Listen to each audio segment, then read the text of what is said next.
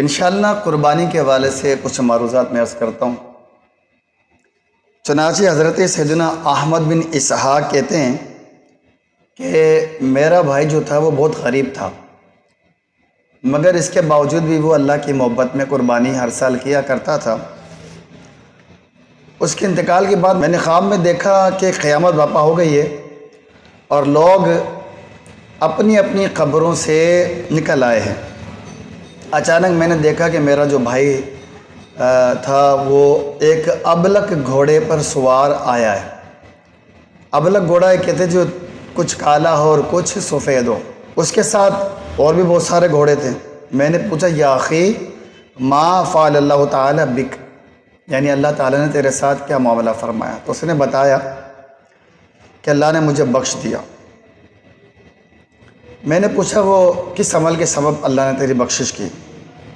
کہا کہ ایک دن ایسا ہوا کہ غریب بوڑھیا تھی، تو میں نے با نیت ثواب اسے 1 درہم دیا تھا، وہی میرے کام آ گیا۔ تو میں نے پوچھا یہ گھوڑے کیا ہیں؟ بولا یہ سب میری بقر عید کی قربانیاں ہیں، اور جس پر میں سوار ہوں یہ میری سب سے پہلی قربانی ہے۔ میں نے پوچھا اب کہاں کا ارادہ ہے؟ تو کہا کہ جنت کا۔ یہ کہا اور میری نظروں سے اوجھل ہو گیا۔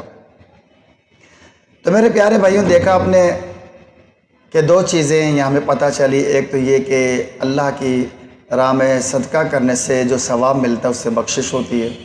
نمبر 2، انسان اللہ کی رضا اور محبت میں جب قربانی کرتا ہے تو اللہ تبارک و تعالیٰ اسے سواری کے لیے جانور عطا فرماتا ہے، جو اس کے لیے پورے صراط سے سامان بخشش بن جاتا ہے۔